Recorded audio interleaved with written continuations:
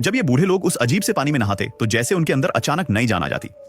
कहते थे यहाँ बड़े बड़े अमीर राजा महाराजा तक श्रद्धा से आते हैं और कैंसर का आखिरी स्टेज भी यहाँ आराम से ठीक हो जाता है।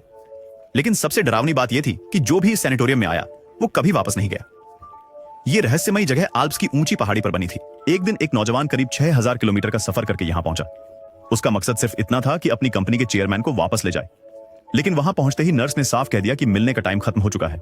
चाहे कुछ भी हो, उसे अंदर नहीं जाने दिया। मजबूर होकर डैन को बाहर लौटना पड़ा और बोर्ड को रिपोर्ट करने का सोच ही रहा था कि उसे पता चला यहां तो नेटवर्क ही नहीं आता। फोन काम ही नहीं कर रहा था। तभी संयोग से एक बुजुर्ग ने गेंद झाड़ियों में मार दी। डैन उसे लाने गया तो वेंटिलेशन शाफ्ट के पास से कुछ अजीब अजीब आवाजें आईं। उसने ज्यादा ध्यान नहीं दिया, कार लेकर निकल पड़ा, सोचकर कि अगले दिन फिर आएगा। लेकिन तभी उसने देखा छत पर एक लड़की खड़ी थी और सीधे उसे घूर रही थी।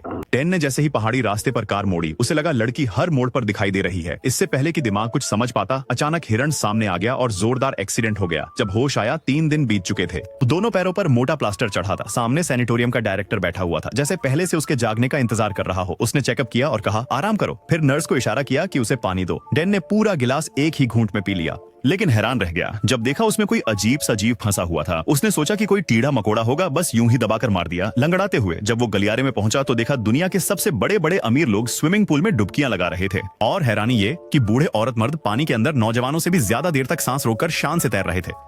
नर्स उसे ले जाते हुए स्टीम बाथ में लेकर गई। कई कमरों से गुजरते गुजरते अचानक उसे एहसास हुआ कि आगे कोई रास्ता ही नहीं है और पीछे मुड़कर देखा तो जिस दरवाजे से आया था वो भी गायब हो चुका था। अब वो पूरी